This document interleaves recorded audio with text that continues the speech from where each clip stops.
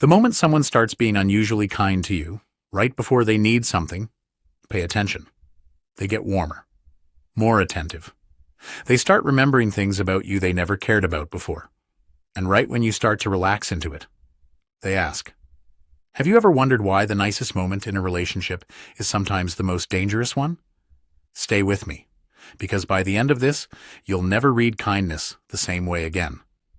Because what I'm about to show you changes how you see every nice person in your life.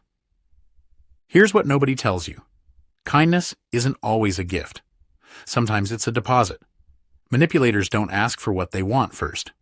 They make you feel good first, because a favor asked from a stranger gets questioned, but a favor asked from someone who just did something nice gets approved. That warmth you felt? It wasn't affection. It was a loan, and loans always come due. And the moment it comes due is more obvious than you think, if you know what to look for.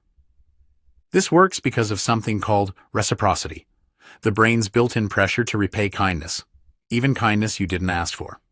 Manipulators don't need to study psychology to use this. They learned it instinctively, the same way a con learns which doors open easiest. So they front-load the warmth, the compliments, the favors, I was just thinking about you. By the time the ask comes, your guard isn't down because you're naive. It's down because your brain already decided you owe them. But it gets worse, because the ask is never the first sign. There's a moment before it. Why now? Why this sudden surge of kindness? Because they already know what they need from you. And they know that asking for it cold gets refused. So they engineer the emotional terrain first. They make you feel chosen, special, closer to them than you were yesterday. Not because you've changed, because their need has appeared, and you're the easiest way to meet it. And once you see this motive clearly, the next part will feel uncomfortably familiar. Here's how you defend yourself. Separate the kindness from the timeline. Ask yourself, did this warmth build slowly, over time, or did it spike suddenly, out of nowhere? Real closeness has a history. Manipulative closeness has a trigger. If you can't explain why someone got nicer right now, that's not a detail to ignore. That's the entire answer. And once you start tracking that trigger, you'll catch the pattern before the ask even comes. Watch for these signs stacking together. They give before you ask. Then mention it later, like a debt you forgot you owed. They get specific with compliments, the kind that feel like they were designed to disarm you. And they create urgency right after the warmth. I know this is sudden, but that phrase is never an accident. It's a script.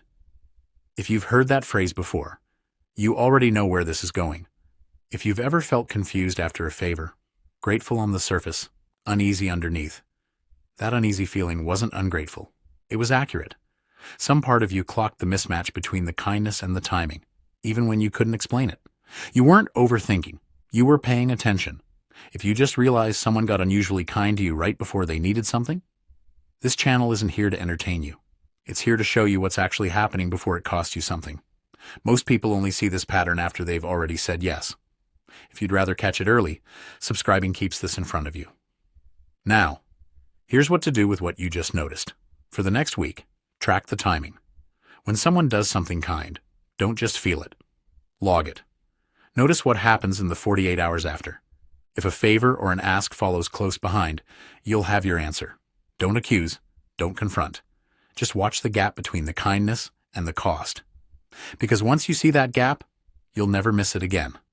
You don't need to stop trusting people. You need to stop confusing warmth with safety. From now on, kindness isn't proof of someone's character. It's just data. And you read data, you don't feel grateful for it. That's not cynicism. That's protection.